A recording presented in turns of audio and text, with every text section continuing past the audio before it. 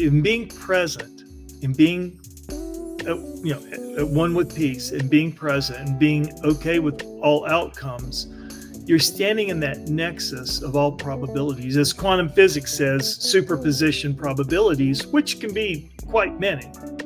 But it's through our intention we can make it's not that we're actually making a choice, but through our intention we can allow one to emerge.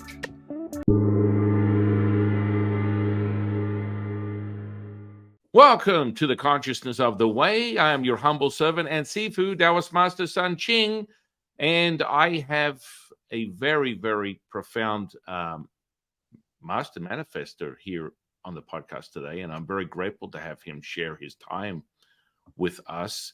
And he has a journey of exploration and realization, and pretty much quite a profound way of being able to validate through his life experiences to where he is right now through the identification of these patterns that have been taking place in his life and how he continually raises his frequency.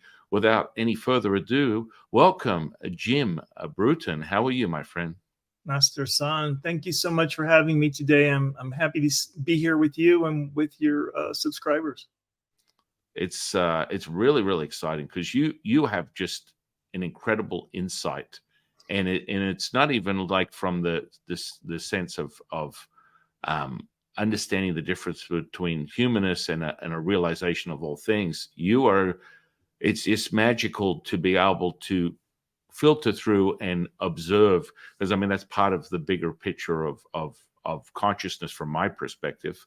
But without any further ado, I would love you to share with the audience more your background, your journey to this point, and how we're here having a great time sharing this incredible moment. Happy to share. Thank you. Ever since I was a little kid, I was interested in big things, different things. I was always, like kind of on the outside of the group, but I watched wildlife programs, and then one day I'm in Africa, and next thing I know, I'm winning an Emmy for my work with National Geographic. I was interested in science fiction because as a kid growing up in the 60s with the promise from President Kennedy, we were going to go to the moon before the end of the decade. Popular Mechanics was coming out every month with here's going to be the flying saucer in the garage, or here's your jetpack you can fly to work. I mean, what little kid's imagination isn't stimulated by that? So I knew I wanted to live in this science fiction world one day. I wanted to invent something that would help bring that in. And when I was off in Africa filming, one day a Disney film crew came out 300 miles from anyone, and they had a satellite telephone. That's the first one I saw, and it was a few boxes and a flexible metallized dish. And it just looked like science fiction. It looked cool. And then I asked, has anyone ever pushed video over that? And they go, we don't know. So I dug around, found out no one had. And I said, I'm going to figure out how to do it. So I did. Took me a couple of years, but I did basically shrink a TV truck into a backpack. And with that, traveled to all 7 continents, produced a documentary for Discovery Channel on the Titanic, went to the North Pole, Mount Everest a few times, lots of war zones for NBC News, well, really all the major news networks, because I was able to transmit video live from places you could never do that before. And then I modified it for use in telemedicine, integrating various biometrics destined for the space station. So we went back to Everest to test those in a very harsh environment.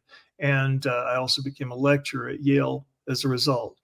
And then my father learned to fly airplanes in around 61, 62. So I started thinking, hey, airplanes are pretty cool. And then a couple of films came out in the 60s that were about old airplanes, World War I, or a race across the English Channel. And I really liked the old airplanes because they looked like art, the wood, the fabric, the copper, the brass, the noise and everything. So later on one day when I had time and I was in one place, I built 2 different reproduction aircraft one was from World War I and the other was from 1933. And it was that later one that I lost my engine one day and couldn't make it back to the airfield. So I crashed. And that actually brought me to the door of my last question, which was all about God. So Wow. yeah. So that was a big day. That was October 6th, 2016.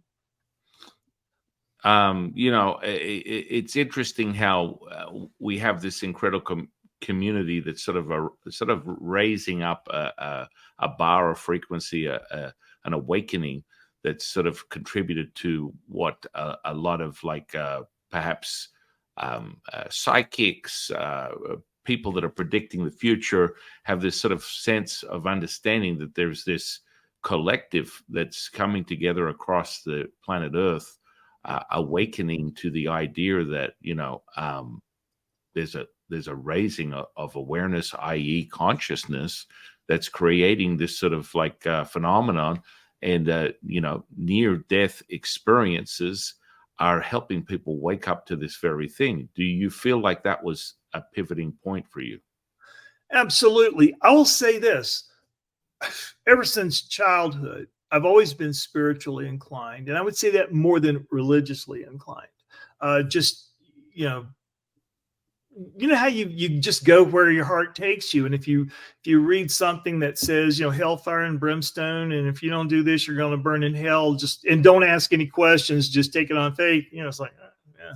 And this other one says, you know what? There's been more than one lifetime. Here's how you sit and meditate. 1, 2, 3, 4. And there is no judgment. There's only moving forward. You're like, oh, well, I like that a lot better. And I think I like the people a lot better too. So I would say, in the 60s and the late 60s, as I mentioned, kind of started with popular mechanics and then ended with reading books about ESP and yoga and things like that. So I would say I've always been spiritually inclined. And then I would say I finally discovered the path I would follow one day. And let's say that was around 74, 75. But the right guru had not come along. And so you might say I was waiting for 23 years. But I still lived the life of a disciple. I was a vegetarian, didn't drink alcohol, didn't smoke, didn't have sex outside of marriage, whatever. Whatever they said do, I did. Yeah. And I finally did get initiated back in 1993, but it's interesting that for having been initiated, for knowing how I'm supposed to meditate, and the goal is to get out of the cycles of reincarnation, not come back, I'm really being blunt that my near-death experience may have done more for me than all of what went before. Because in the end, whether you're spiritually inclined, and even spiritually inclined to what anybody could say that's the right path, it's about experience. You need that direct firsthand experience to make those evolutionary changes that are required to really let go of here and to basically assign your new address to where it is you want to go. And I'm very grateful for my near-death experience. As I mentioned, I lost my engine, my plane crashed.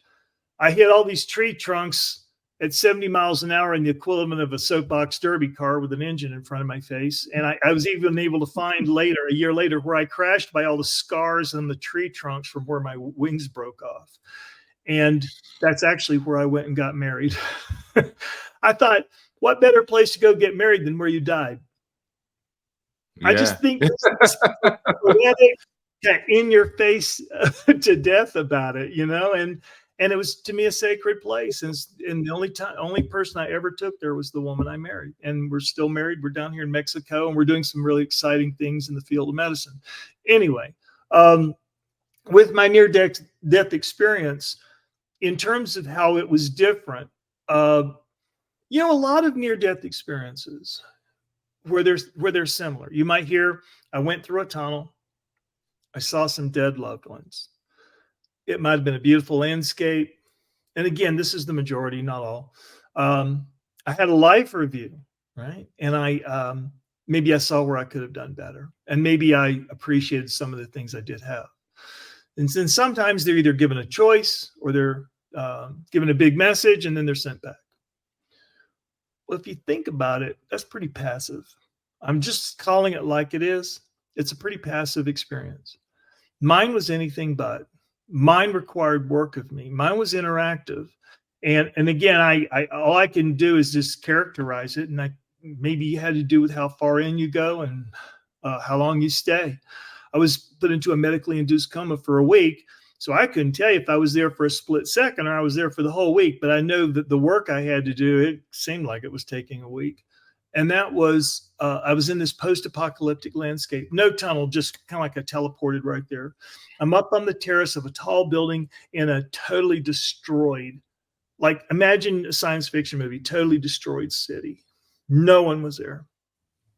And I'm up high and I'm looking out across this dead and abandoned city. It looked like something after a nuclear bomb or Godzilla or a meteor or something, you know? And then above me were these deep, heavy clouds. Looked like they had the mother of all storms and they were getting ready to unload. And again, I'm feeling very emotional. It's kind of like I'm in observer mode, right? But then all of a sudden I got this wave of nausea through my stomach. And I remember it's like I said out loud, at least in my mind, I don't think I can stand this. And when I said that, I heard this whispering off to my left. Then I looked over, and it was like a 4 or 5 story, you could call it a sculpture of an egg, as if it were made out of lattice work, you know, bands of material. Very open, you could see through it. But it was sitting over there, like I said, 4 or 5 stories tall. And you might say it was the only interesting looking thing around. So I walked over to it. And as I looked at it, I could see within it, suspended in the air, these little gears that are a special kind of gear that I had never really seen before that I know of. They're called sector gears. They're like a partial arc of a gear that moves back and forth. So it has a beginning, a middle, and an end, which is significant in terms of what they came to represent to me. And they were just suspended in the air, different angles, different arcs of movement. Some were very definite. You could see them like, man, I can hold this thing. And the others were more ghost-like, but they just passed through each other. And I realized that when I looked at one, whether it was ghost-like or definite, it's like a video feed played in my head of its meaning. And I came to see these are events in my future. You know, one of me as a little kid, it might be me seeing my grandkids who don't even exist yet. Okay, fine. So at some point I said, I took a step back and again, sort of thinking out loud, or it seemed like I was thinking out loud. I said, what is this thing? And a disembodied voice came and stayed with me throughout the entire experience and said, this is the future birthing into the now. I guess that's why it's perfect. That was all within an egg. And it said, this is the process of becoming. And I reached through the lattice work to see if I could touch one of the gears. And this one gear brushed by my hand. And when it did, I got this incredible pain in my stomach. And I reflexively grabbed that gear and pulled it out and threw it away. And when I did that, all the gears inside went crazy, spinning around. I said, what's going on now? And it said, each gear is the probability of a thought, word, or action in your future. Your destiny is resetting itself around what you've already experienced, of what you've removed. And I said, well, how did I know I could do that? You know, remove that gear in that future moment. And the voice literally said, why else are you here? I don't know. And it said, I said, I don't even know what this place is. And it said, you're in the in-between. I said, in between what? It said, everything, the impossible now between the past and the future. And I literally said something like, this makes no sense whatsoever. And it said, well, it's impossible in its short duration. Yet here you are standing inside the eternity of a single moment. It said, do you remember who you are in the world to which your body belongs? And I swear to God, son, I tried to think. If somebody had come up to me and said, if you stay here longer, you can't go back, I'd say, go back where? To Earth. What's Earth? To your family. What's family? I have no idea. I was depersonalized down to zero, just to be honest. It's like, I couldn't tell if I even had a personality. I just remember I am here, I'm aware, and it looks like I need to go through this experience. And I said, I have no idea. And it said to me, then you see the truth and how the past is dust. I said, okay. I said, why do some of these gears make me sick and not others? And it said, well, all choices have unintended consequences. Some unfortunate and some not. And the pain each brings is your guide. And I said, well, where are the gears that feel good? And it said, well, you're not here to feel good. It wasn't threatening. It was just, you're here to do some work, right?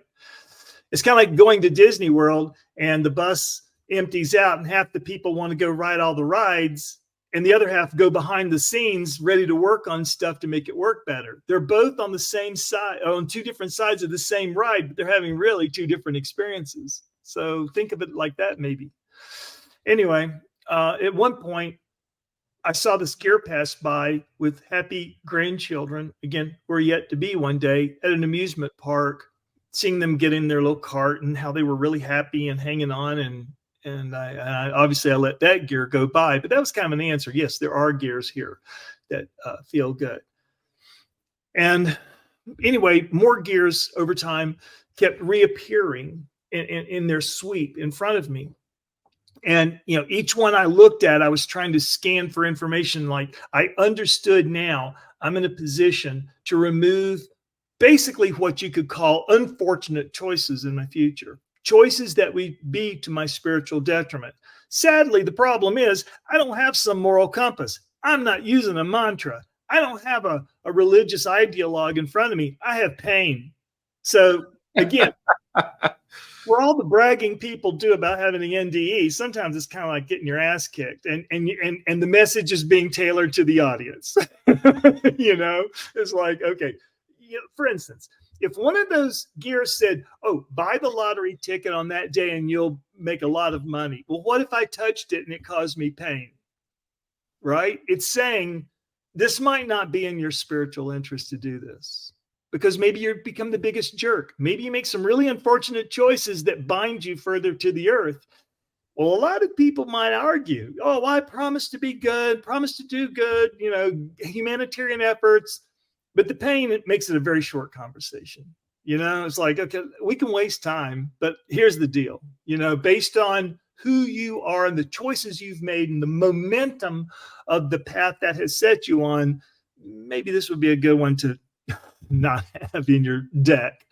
So anyway, at one point, I keep, you know, pulling out the gears that, like I said, I can feel the pain of those choices now, so they get removed. And at one point, I turned around and I looked at this growing pile of gears.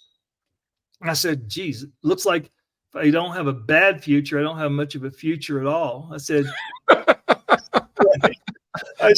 even though I now feel less pain, am I going to die sooner from doing all this? And it literally said, your destiny has to set itself around futures that aren't meant to be. Your number of breaths are already counted. I will worry about your last one. I said, well, I don't know how comforting that is. It said, well, I know, right? It said eliminating bad choices doesn't mean you won't make wrong ones. I mean, let's face it, to make a bad choice with that intention, we could call that a sin. But you can try and do good and it still goes off the rails for one reason or another. It's not a sin because it wasn't your intention. It wasn't your desire to say hurt anyone in any way. It said you won't know, and here's the thing, you won't know that they're wrong until after they pass. And since right and wrong are variables over which you have no control, the answers to what come tomorrow are a waste. Better is understanding the beauty of how everything fits and refits together. Basically, wow. We're saying, have faith in the grand design. Don't try to drive the car. Just sit in the back, enjoy the view, and have faith. Have faith in me. Have faith that everything that is happening is exactly the way it is supposed to happen. And I can tell you, as a result of that, I don't pray anymore. Why would I pray? If I have to tell the creator of the universe, hey, I have to make next month's rent, that's not prayer. That's a crisis of faith. Well, I find it really interesting because I came to this crossroad probably close to 30 years ago, a very similar realization. But it was a different one because wouldn't you say that your consciousness sort of shifts and is representative of your experience? Now, you have validated from your own experience that this you are now realized with the Wizard of Oz. You got there. You went down the yellow brick road. You've nailed it. You've gone into the meeting. You've had the back and forth peace pipe realization, would you validate that as being that very thing? Because through the evolution, what I've realized, I remember this very clearly the first time I was able to read someone's aura and their timeline. I got really excited, and I told them when they were going to die, and they died right down to the last second, like 2 months and 2 days, and 47 minutes later, they passed away. And I was like, wow, that was not cool. That was actually very sobering to me. And then I went into deep, sort of like, well, I would say a meeting with my teachers, the three pure ones.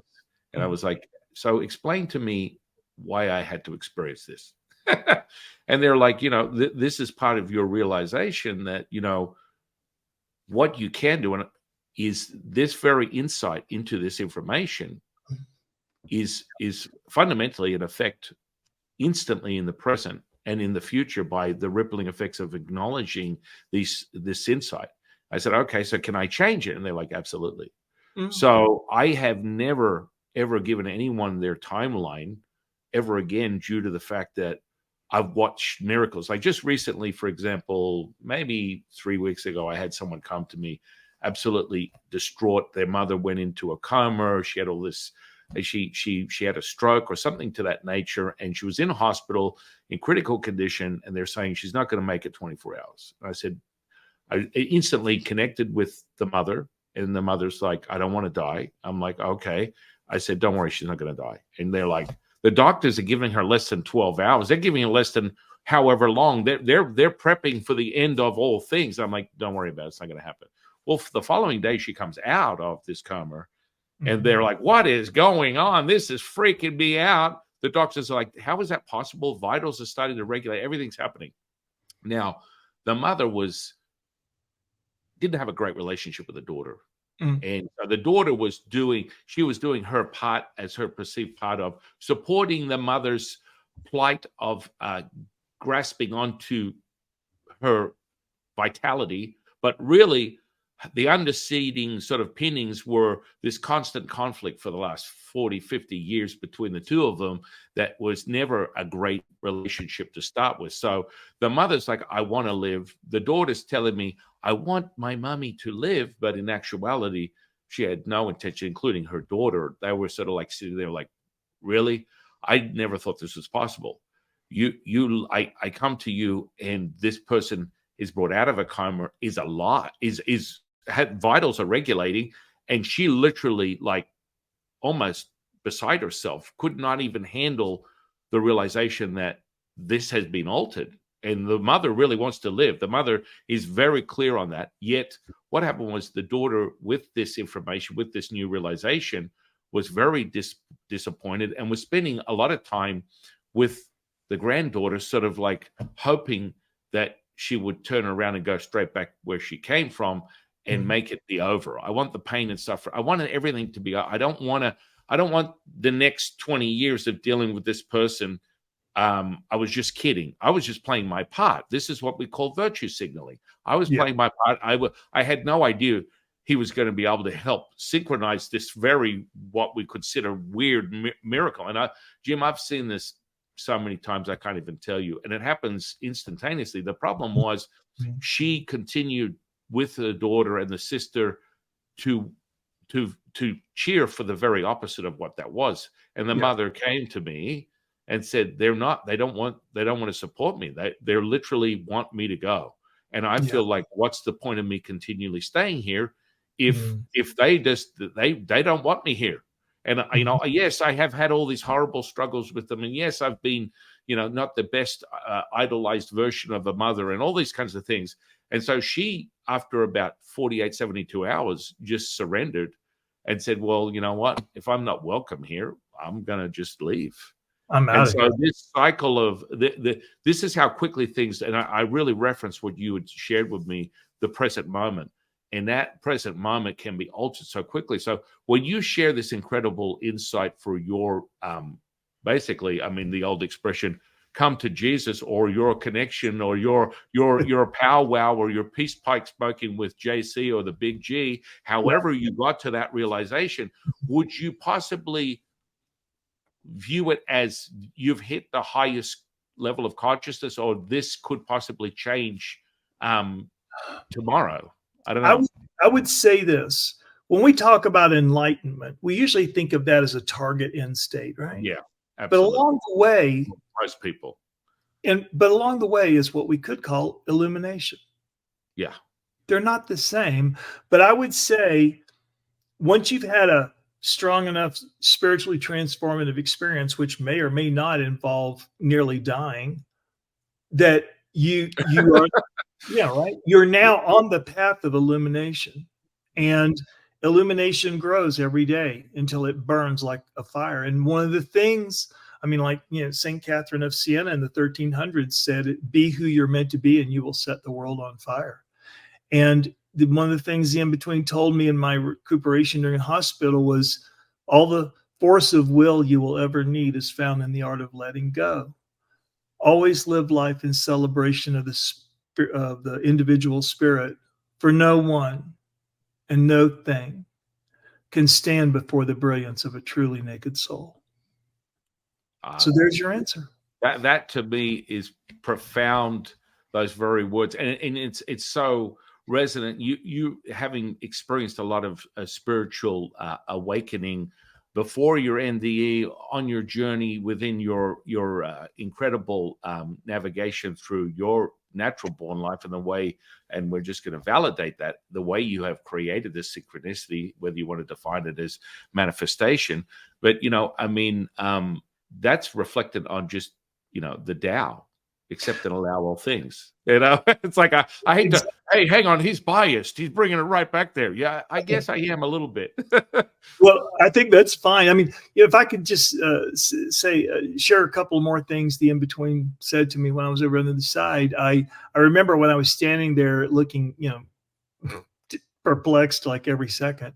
I said, "What am I missing here in my lack of understanding?" And it said, "What is clearly before you? Grace." Said, "No one deserves salvation. It can only be given by grace.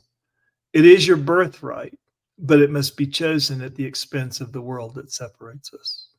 I mean, you can't row in two boats at once, right? And I said, "Well, this fixing my future is painful, and I feel ashamed I'm not using some moral compass, and I'm only guided by pain." And I said, "I don't even know when or where these futures happen."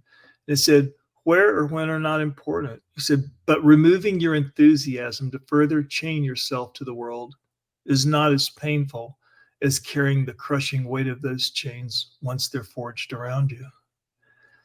And then I really thought about it, and I said, this is kind of like one of those mouse mazes. I said, it's like this place was made so I can do one thing and one thing only, with no chance of screwing it up. And this is when the in-between said the most profound thing. It said, "If those with choices make poor use of them, then offering fewer possibilities could be called mercy." Yeah. I mean, that's an ass-kicking truth right there. Right. I mean, and it's really beautiful how I witness this all the time, is the way that the individual, realizing that they are the collective, realizing they are singular, realizing they are all things, that sort of comes with sort of like this sort of processes of how you are deciphering, right? So it's very fundamental that with the audience that Jim is sharing these things, and it comes from a construct of how the message is very clear to him through the events, and as he spoke of, the in-between, giving him this realization that makes all things whole.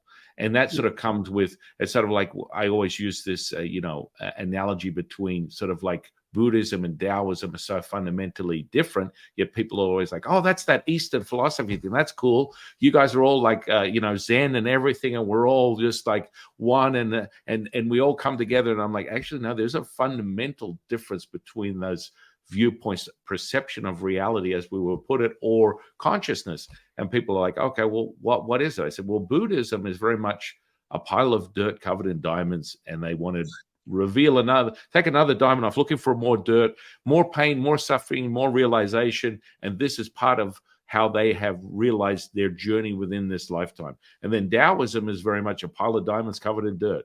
is take off some more dirt. There's an, oh, it's good to be me. It's a very good day right now. And so, you know, how you see that. And it's so strange because I can literally share that. And so many people are like, I used to be Catholic, not anymore.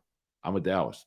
I'm like, hang on a second. What? How did you even come to this mindset?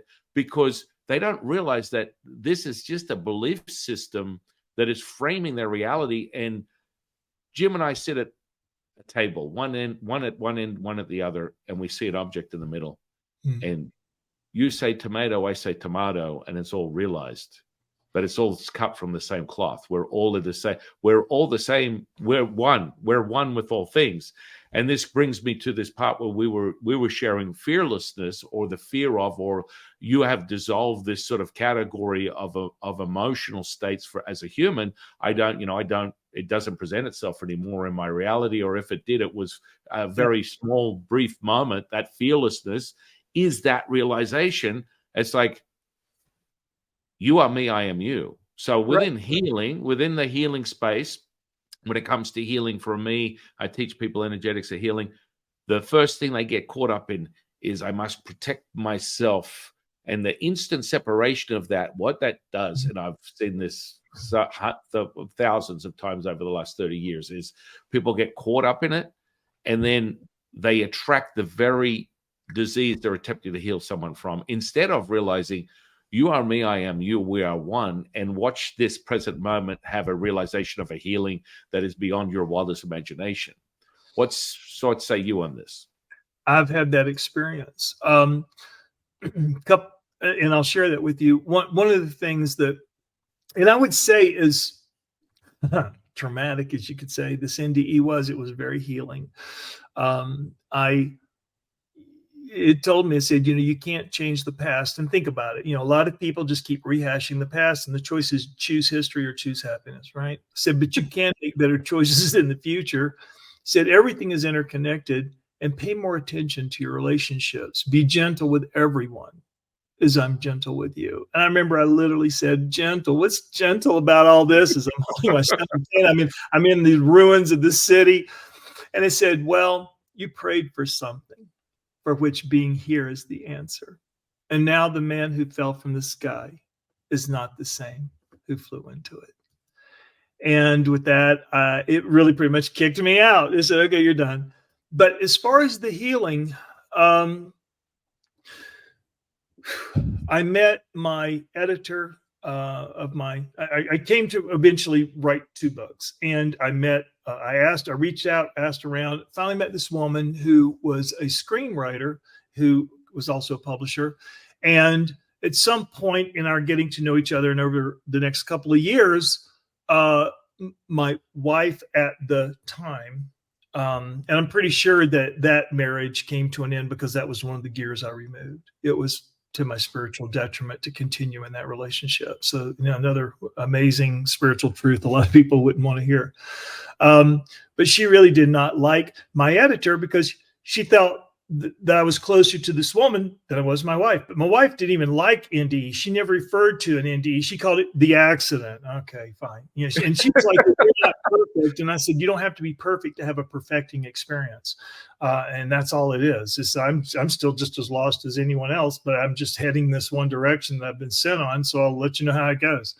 And anyway, so my friend, who I was sort of banished from talking to for about a year, in that summer, a mutual friend let me know, and I do not tell the story to everyone, and I don't want to be asked of what I'm about to share. And that is, he called me and said she has pulmonary edema, and she has a ton of tumors all over her lungs. She's in the hospital. Her doctors have told her to wrap up her affairs because she's not leaving. And I guess I could have just, blown the rest of what was left of that marriage apart and gone and visited my friend, but I don't think she was in the same state, and this was all last minute. So, I went to bed. And as is typical with a lot of NDEers, we wake up in the middle of the night and we realize we've been somewhere else. In this case, I woke up, I'd say it was around 1 or 1:30 in the morning. And as I lay in my bed and looked at the ceiling, I didn't see a ceiling, I just saw stars. And then I realized I'm not laying in my bed. I'm laying in a very, very shallow pool of blue glowing water. And it feels really good. And it feels like love. And then I sat up. I guess I'm sitting up in my bed, but to me, I'm sitting up in this shallow pool of water and I'm looking at it and I'm looking around. And then I laid back into it. As I laid back into it, it was like re-entering that love. And as I finished laying down into it, I simply said my friend's name. The next day I got a call. The doctors said, we don't know what happened, but all your tumors are gone. You're going home. And I took 2 years before I told her. I didn't feel any need to tell her. I didn't feel need to tell anybody. I'm not hanging a shingle out saying, hey, local healer. I don't need a train of people out my door. And also, again, it's that act of doership or just being a channel and letting it come through you. And the less of you that's in the flow, the more pure the flow is. As far as practicing healing, if I were to do it, I would say, just open a channel. If it comes, it comes. If it doesn't come, it doesn't come. But it's not me. I am not the doer. And, but I was very happy she lived. And eventually my then wife said, we need to go to marriage therapy. So I said, okay. Well, that was 18 years of a waste of time because one day, and I mean, yeah, there are two sides to every story. This story really had to, from my side, really had to do with my NDE and becoming detached. And I remember one day she was complaining about some aspect of my behavior. And I asked her, I said, have I done any of these things since the crash, since my NDE? And she said, she's a good person. She said, no. And the therapist actually said, yeah, none of the things you're talking about are really bad enough for you to have darkened my doorway. And she said some more stuff. And finally I said, listen, our marriage vow said till death do us part. What happens when one of us dies? No matter that we return. I said, our covenant is broken. And the only reason we stay together now is because we simply choose to. Well, that truth was not well received. And finally, he said, yeah, for a moment, stop complaining about what you don't have and tell us what you want. She literally sat there for 2 minutes staring straight ahead and finally shook her head and got up and left. And I looked, I said, well, there goes 18 months of marriage therapy. So that pretty much wrapped that up. But again, the interesting thing was, as long and drawn out as this was, my sense of empathy, which I would say was very much enhanced because of my near-death experience, I could see it through her eyes. I could see the perplexity and the ambiguity that was introduced into the relationship by looking at someone who looks the same. They sound the same, but they're not the same. You don't share the same values, the same prejudices, if you will, the same politics, the same whatever. And I would say in many ways, I bonded more strongly with the children after that. Probably they felt sorry for me than with her. And my eventual statement was this: maybe it was never intended from the beginning that I be her lifelong husband. Maybe it was that I be a lifelong father to her otherwise fatherless children, because she was a widow. People do marry for worse reasons. Yeah, I mean, you just brought this incredible realization, epiphany for a lot of the audience or anyone that's familiar with anything that I teach, is understanding that your synchronizing of that healing, and you were like, oh, look, I don't know, just it came to me. I had this expression of this awakening through my journeys that go beyond my physical body at the wee hour of early hours of the morning. Well, in realization, whenever I teach someone how to access this conscious now, it's absent of emotion. And when you're absent of emotion, it happens. And people are like, whoa, how did this even take place? Because whenever I'm engaged in healing and consciously for the last 30 years, it's never about me. I'm just sort of sit back, and right. People will attribute the realization, oh, well, it was San Qing, that's how it happened. No, it's really just the fact that I'm a facilitator, a catalyst, that I'm a little bit more refined in my frequency, that I can just bring that frequency here. Then we can all experience and sing Kumbaya. And you reset yourself. You hit this default. And so, you know, apart from all other things, realize you just hit on something really profound, my friend, that this ability, even though you're not, and to the audience, just so you know, don't start banging Jim's door down. Hey, I've got a myriad of issues that I need realized, but understanding that very simplicity is all that's necessary, and it's a palpability. The one thing I will validate with the audience is there is a for me, I train people in an actual transfer, a conscious transfer. So it's about, forget about where you're at in your clear senses in relation to visually seeing something. You will feel it. You'll feel this shift, and you'll know when it's happening, and it'll be realized. And so these type of like abilities are absolutely, I mean, it was just a part of your breathing, your operating, your realization. After that NDE, it's like, hey, it just happens that I can access this consciousness now, and it is what it is. Have you ever thought about ever tapping into that again, or it was just referencing because of the subject matter and the individual that it just sort of presented itself?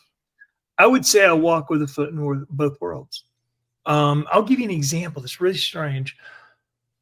Like my website is, if I may, www.inbetweenproductions.com. Inbetweenproductions.com. The only reason I'm steering you there is, first of all, you can read my account, but you can also see a graphic depiction I created of this is where I went and this is what it looked like. No rainbows and unicorns here. You know, this is like, it was like purgatory or something.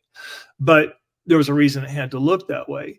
And for me, it's like you just nailed, and it's not about you. Nothing is ever about you. Ever. Nothing. Like if you meet a jerk, you know, like you cut them off in traffic, or your push cart bumps theirs or whatever, if they start being mean, they were a jerk before they got to you. And they're going to be a jerk after they forget they even talked to you. It's not that. It's just something's not going on great in their life, or didn't when they were a kid, or got shaken down for their milk money on the playground. I don't know. You just happen to conveniently be right there. You have a greater chance of changing something by simply not reacting. What do you think if you get in an argument? Have you ever won an argument? I have never won an argument. I've never presented my brilliance in such a way that the person went, oh my God, I was so wrong. Thank you. You've changed my life. Never happened, never will. But by simply being calm, that's the first step. The other, which is more general and I think should be practiced with whomever you meet, is this. Let me give this background. The word educate comes from the word to draw forth.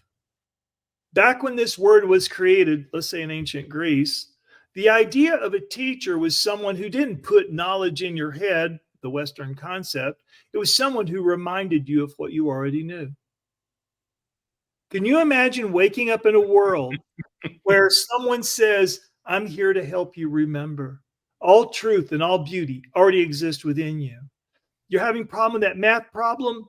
You're just having a problem remembering. Let's work at it from different angles, a non-linear approach. And like I said before, you know, a caveman can throw a spear and hit a mammoth. How much calculus did the guy just do? Quite a lot, right? Does he know that? Could you teach him that? No, no, no, and no.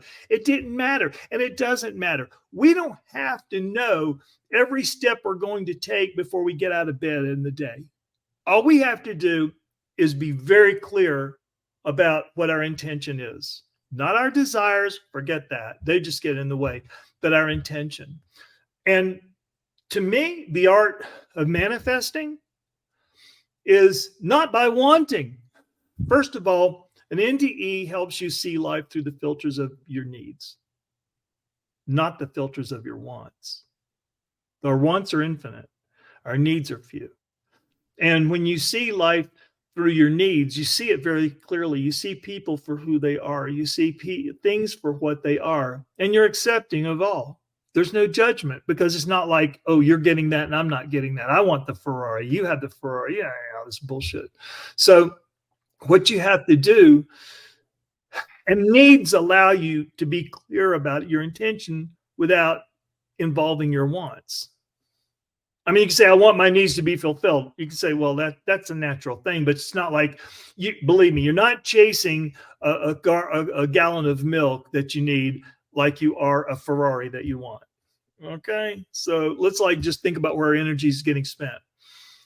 My practice, and I'll use this as an example, like the idea of meditation should be an emptying out, right? I'm becoming a vacuum, and nature, as they say, abhors a vacuum. So what happens if in my meditation, or if my living, like I said, if you live a contemplative life, you'll never have to pray again because you're already there. But what happens when you, rather than filling your heart up with all the things in the world, what happens if you work on removing those things, removing gears, right? Removing things so it becomes emptier and emptier and emptier and emptier until it's, with the target state of emptiness. Then, as you sit in meditation, should you have an intention about a specific thing, it's like now you're aiming that vacuum. And like an archer, without desire of hitting the target, no, you can have the intention of hitting the target without having a desire of winning the prize. Because when you shoot for the joy of shooting, you'll hit the target every time. If someone offers you a gold ring, your hand starts to shake. If they offer you a chest of gold, your hand shakes so bad you can't hit the target, because you're thinking of winning and not of shooting. So we have to be very clear in our thoughts so that these separations, the splitting of hairs, if you will, occur naturally. And so when we are empty, and yet we have an intention, and we direct that intention with our vacuity, then things just start to happen. You start to naturally live a life of synchronicity. And it's like this is the freaking magic. And it's so hard to tell, and it's so hard to teach, because you just have to kind of realize that's where you are. I had a really cool synchronicity, a couple I'd like to share. One, I was coming into the spring, I was already separated, living in a big house by myself up in Connecticut. So coming out of a Connecticut winter, how you feel kind of spry, like, oh, I want to get some flowers, or I want to add some color. I wanted to get my window screens fixed. So I called up a local glass shop. A man about my age, some mom and pop shop, came, and I could tell as he was scanning my house, he was realizing a woman used to live here and doesn't anymore. So I just told him the story, and he was pretty cool. A couple days later, his wife calls me, your screens are ready. Great. I go down there on a Friday around 4:30 to get my screens. I walk in, she's on the phone, but she's holding my invoice. He's not doing anything, so he turns around to chat. I have no idea why. I just started talking about my near-death experience. Maybe I was talking about why the wife left, continuing the story from the morning. As I'm talking, I look over, now I realize she's hung up the phone, but she's watching me like a hawk. And she asked a really good question. She said, well, after your near-death experience, did you find you were more intuitive? I said, for me, it doesn't really work that way. It's more about the connection with people and relationships, and weird timing. At that moment, their daughter walked in. And as she walked in, she looked at me and she said, I remember you. And I said, from what? She goes, you came into the hospital after a plane crash about 3 years ago. And I was your attending nurse. And I looked back at the mom and the dad, and I said, that's the answer to your question. That is what happened. And the cool thing was, I got to say, now, if you'd, and I said this then, I said, if you'd asked that question, are you more intuitive? And I said, yes, your daughter's about to walk in 5 minutes and remember me from my plane crash. I said, I would have proven my point. But in a way, I would have owned that moment. But look at how this occurred. She is the one who walked in and said this. And she's answering your question in this sense, we all own this moment. And how, I mean, that is the profound part, Jim. I mean, we can't go over and over this. I mean, it's so profound. You're giving these revelations and helping the audience understand how the simplicity of what we speak of when we talk about childlike state of just realization at the very face value, true face value. It's like I just want to reference understanding healing from a higher level is most people will come to me and they'll be like, oh, Grandma Smith is sick and, her name is this and she lives here. And I'm like, I don't really care. And they're like, what? It's like, I don't need to know her name. Well, no. I went to a psychic John Watersmith told me that I need to give him the name and then I need to give him the date of birth. And no. Listen, the way this works is quite simple. When you have this realization of this present moment as all things, and you are attuning a few things to direct an outcome that would be perceived within a duality as something more positive, all it takes is that very moment. That's it. And so when you attune yourself where you can actually, you can validate it through the experience, through the feeling, when this is taking place. So it doesn't really matter. People are like, well, don't you want me to? No, doesn't matter. It's not important. And then all of a sudden, a week later, it's like, oh my goodness, blah, blah, blah, blah, blah, because this is how powerful the awakening is. And we reference what Jim said, which is when you sort of like take things out of the way and you sort of understand sort of the definition or the fundamentals of what meditation really is in being sort of empty. And this, again, references, I hate to be biased, within Wu Wei, effortless action, or moreover, as we describe it, the Wu Ji, between the breath in and the breath out, is the stillness. Yes. So exactly. This is that moment that Jim's just sort of like, oh my goodness, this is another day in the office, your realization, because your whole life had this clear path of all these incredible synchronicities. And that's another one. It's like, holy moly, this is a realization. I'm just here right at the right place at the right time. And this sort of happens if you've traveled the world enough. This happens a lot. You're like, I'll be somewhere in the world and bump into someone that is my next door neighbor. And you're, in China, and they're like, hey, what are you doing here? I just felt like I had no idea you were going to be here. What a coincidence. We're across the other side of the world, and we live next to each other, and poof, here is this synchronicity. And of course, you can make of it what you want, or there is a validation. I do believe from how Jim is sort of perceiving things and what he's been taught from the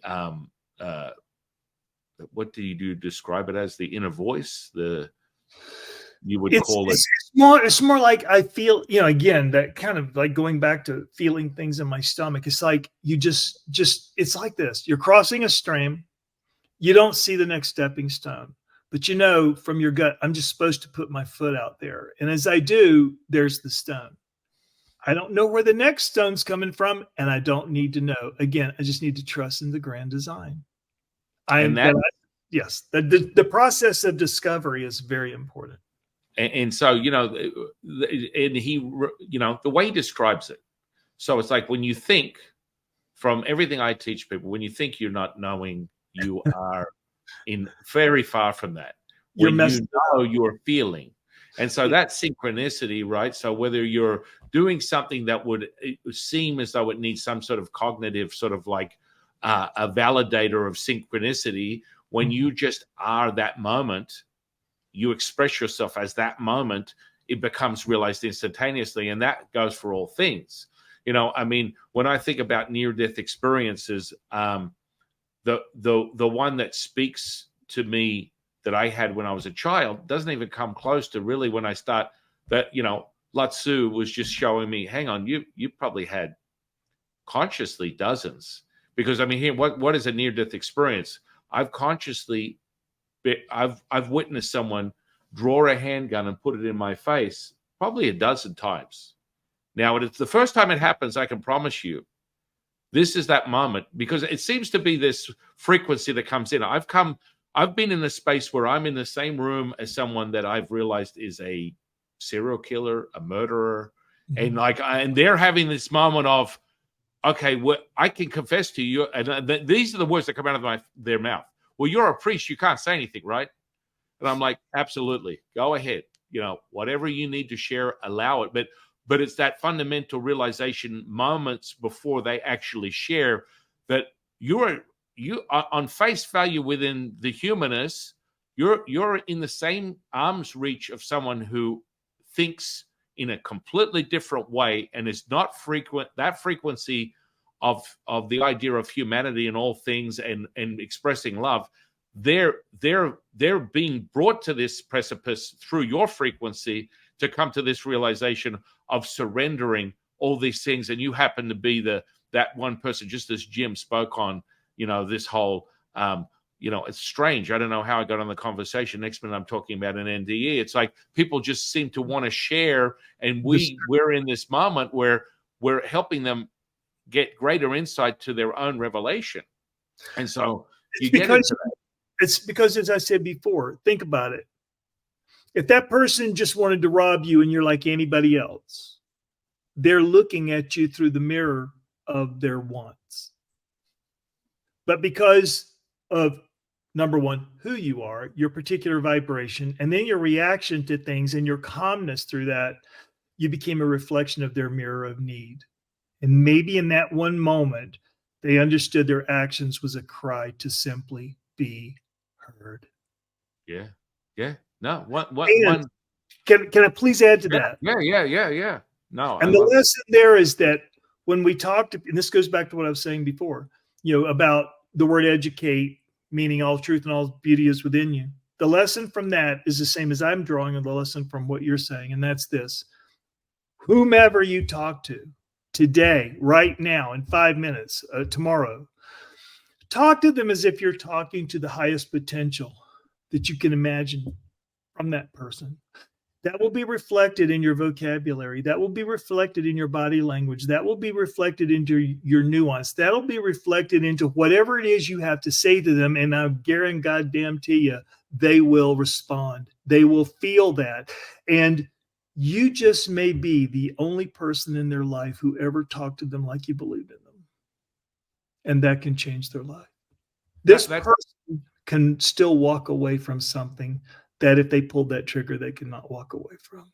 Oh, the incredible sobering reality. And, I do, in decades of doing this, I forget about it, but it's like part of the path of my identification within as this image, right? It's like people feel soulless. They feel grounded. They feel the ability to be able to they've been heard, express themselves and be heard. And so you come across, I've come across it dozens of times where there literally has been a moment where, well, now can I really let you go? Can I really, and that moment, and I've got to be honest with people, you will not understand it until the first time it happened to me, I did spend a second where I was like, this is where someone can take my existence off the face of this earth within this next second. And you do have this sobering reality where you are absolutely powerless. Yet I've also come to yet you had the power. Well, yeah. I mean, the mastery is being able to create the insight from that moment where the emotion is completely void, and you're able to synchronize, as Jim said, just by the inquiry, just by the admission that this person is being heard. Does the frequency change? Does the realization change? Does all things? And now this is part of the present moment as we speak of. So in relation to a situation like that and a greater level of understanding, when you can shift these gears instantaneously, at face value, I would always go back to what Jim just shared with the audience and how powerful it is by just by being that that moment where this person can be validated and heard with their throughout their own expression, does it shift all things? And then we come down to potential. Some people would relate to it as a little bit of a corny hallmark. Well, they feel love. Well, there's more to it. There's a higher frequency that I personally, love is a very limited word to define what Jim and I are speaking of. That's personally my opinion. And so if you grade these frequencies up above and beyond what you perceive as your hallmark version of, as we identify, virtue signaling, and then come to a realization, because that synchronicity is when all things just dissolve. What are your thoughts on that, Jim? Think about it. What you showed that person was this: it's more important that you are heard than I am afraid. Yeah. There's power there, and they felt it to their core. And think about it. If in being like in being present, in being at one with peace, and being present and being okay with all outcomes, you're standing in that nexus of all probabilities. As quantum physics says, superposition probabilities, which can be quite many, but it's through our intention we can make it's not that we're actually making a choice, but through our intention, we can allow one to emerge. And that one that emerges, if we're coming from the right place, and I hate to say it, but if we're the dominant force, dominant by our peace, dominant by our attention over the chaos of someone who's drugged out or on emotions, then that is the one that is more likely to emerge. And those are the gears, as I mentioned. When I saw gears that were very definite, I realized these are either very near in time or very likely to occur. The gears that were more ghost-like or further out in time are less likely to occur. And the only reason I'm using glasses now is because I still see the world as variable probabilities, some very in focus. Things I look at, some are very in focus and some are not very in focus. After my crash, my eyesight actually improved in 2015. But I have to wear glasses in order to really see in this world, to kind of average the in and out of focus with things. Would you call that your transition from Clark Kent to Superman? Yeah, except and I mean, I can definitely, it's interesting too. I can walk into a room and look around, and without the glasses, things are, like in and out of focus. I put on the glasses, they average out. But I could walk in there tomorrow and that in and out of focus is different than it was today. So, and a lot of it, it's interesting. A lot of it you do start to learn to keep things under wraps. But again, it's not because you're being greedy with your insights or your gifts or whatever. It's just, it can become very distracting to people, and they can actually get wrapped around the axle of the world even more because of these things. For instance, I'm just going to be really hard here. When some people have an NDE, then they think, okay, I've talked about my story. I've had 1 million podcasts. I want to write books. Now I want to use the books to drive people to workshops because I can charge more money for that. I'm going to walk out on stage like I've never worked a day in my life and say, we're going to talk to dead people. And I'm thinking, didn't you just go where dead people were? What the fuck do they know? I said, you've been given this gift and you want to try and cash in on it like this. So my current work, I've written 2 books. One is called The In-Between, A Trip of a Lifetime. I should have called it Back by Popular Demand or Catch and Release or something. But the second book, I had a lot of people ask me, how do we put in, just like what you and I've talked about today, how do I put this into practice? So the second book is called The Practice in Between, The Art of Letting Go. Because as I mentioned, when I was told, all the force of will you'll ever need is found in the art of letting go. And I was shown that, and it was kind of interesting. But also, we've all heard of the samurai, the legendary swordsman from Japan, right? There's a really cool statement that says, on the field of battle, when a samurai draws his sword but throws his scabbard away, it's because he'll never need it again. This is how we're meant to live every moment of our lives, with this much surrender, this much abandon. And even the original Aramaic in the Bible that says, be still and know that I'm God. That be still actually more accurately translates as let go. Just let go, let the hell go, And then and so when Jesus said I die daily, I think he was pretty much saying I let go daily. Because, again, what was true yesterday, is it true tomorrow? So my current work now is this. Yes, there are a lot of people out there telling their NDE stories. Can that really be the be all and the end all, the climax of this incredible experience?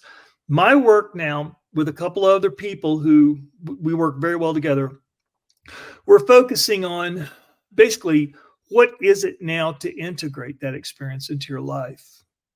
Because let's face it, in that you did not die and that you did return, that means you still have some rides to ride. You still have some play to do. It's not all so I'm going to be an ascetic and live in the cave and I'm not going to talk to anybody. I'm not going to, have any relations with anybody or relationships with anybody. And, I'm going to be poor. It can be, but it doesn't have to be. The fact is you're still here and there's still, like a teacup ride to ride, or maybe there's some play still to have. And just relax, let up on yourself. Don't be hard on yourself. If you want to go play, go play. You can come back. And that's very important to me. So I think a lot of it is about talking people off the ledge in a way, because here's a case why. We have a 53% divorce rate in America among normal people, meaning drive through your neighborhood, every other house is falling apart. Damn. That's because people are projecting on each other and, it just all gets crazy. With NDEers, it's 78%. 50% increase. So as it's all part of, once you've had a spiritually transformative experience, realizing how solitary your path is.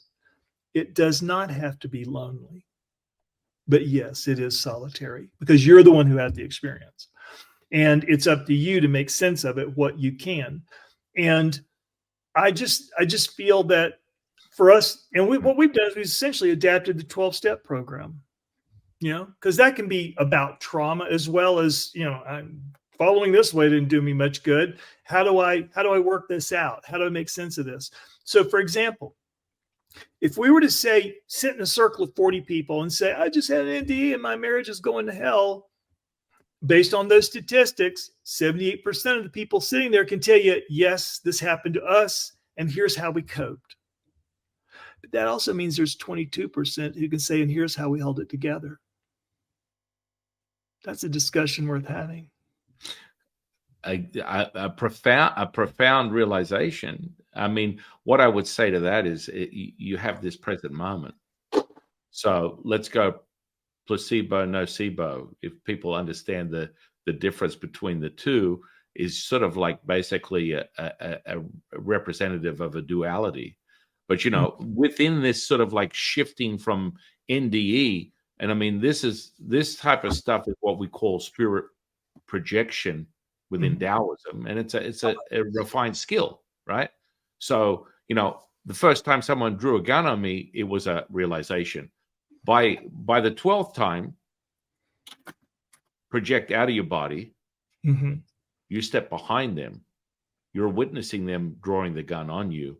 But also on a much deeper level, when I teach people how to read auras, yes, have their mental emotional state. So, again, I draw on what Jim was just talking about, the need or lack of having to even express yourself in a certain way when you come to this realization within martial form, which is a facet of Taoist practice, Kung Fu per se.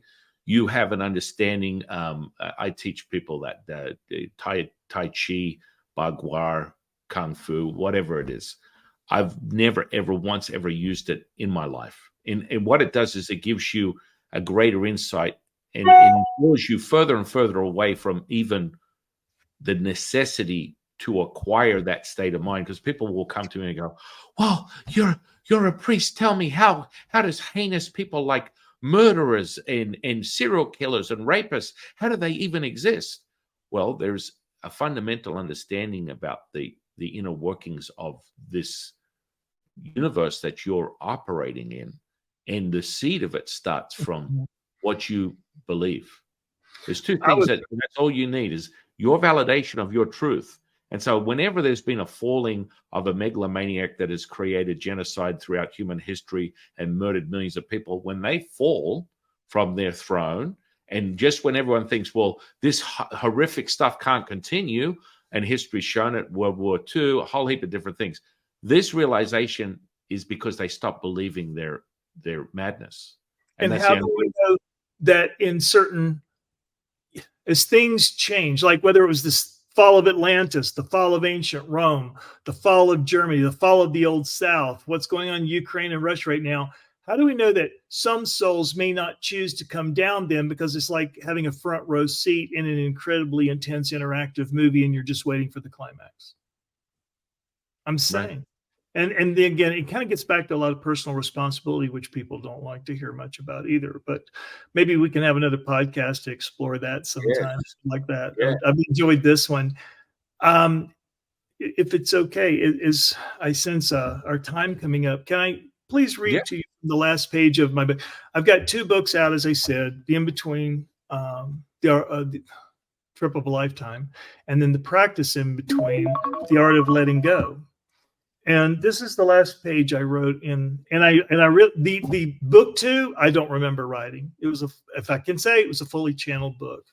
It's not that long. The audio book is only like 3.5 hours, but I wrote it according to how I was directed out of the body. And then when I realized I'd written it that way, I just laughed so hard. And I said, it's like you just cannot go off the rails. It's okay.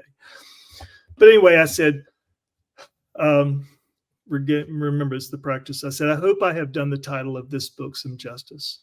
Religion is something we try and hang on to in the worst or most uncertain of times. We use it to define the pain of righteousness as a sign we're on the right track, whether inflicted by our own hands, those who are attached to us, or the world at large. Spirituality is when we surrender everything, even a safe harbor in which to drop anchor, accepting everything as in flux.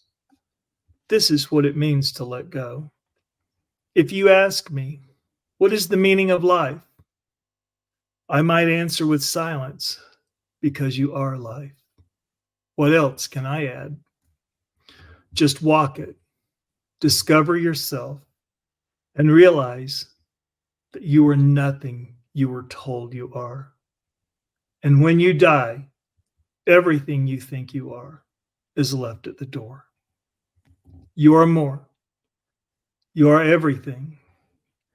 And when you have asked all your questions, and when there is nothing left to be gained, where all roads end, there God begins.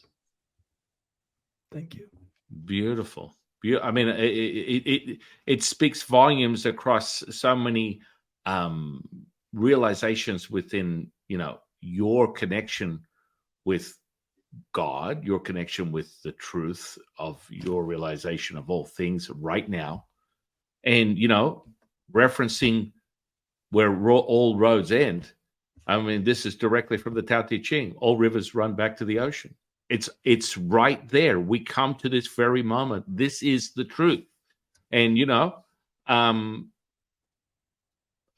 want the audience to really sort of sit with that and process how powerful that unraveling is in a few simple words, how quickly you can come to a realization. And of course, that very moment is now.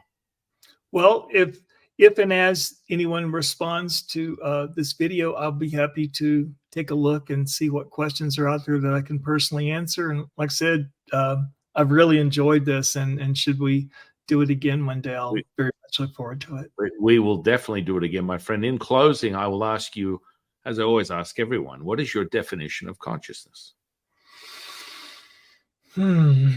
Well, for me, it's very much about awareness and self-awareness. And I would say its continuum is how broadly beyond the self that awareness is. I feel in the end, it's love.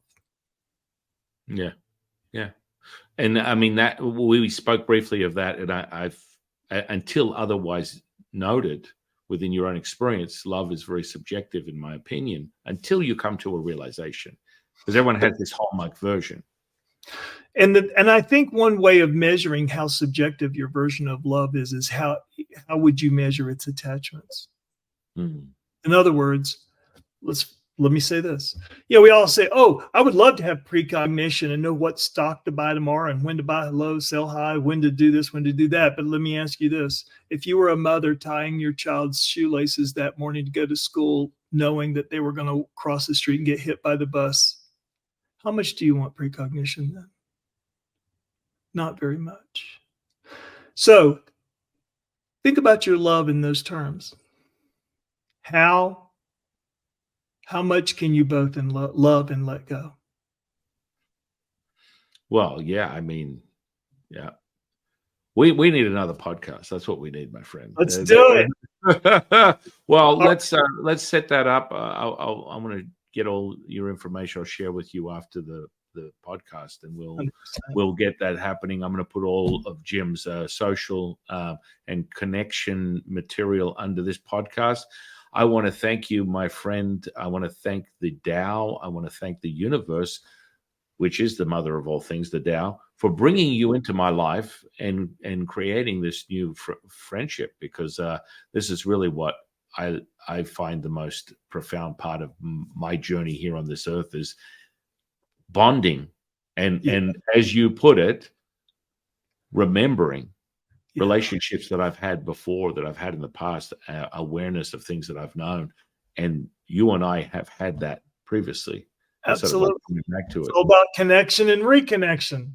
It is. All right, my friend, I want to thank you again, Jim. I want to thank the audience, and I am your humble servant and Sifu, Taoist Master Sun Qing. I'll see you on the next one, guys.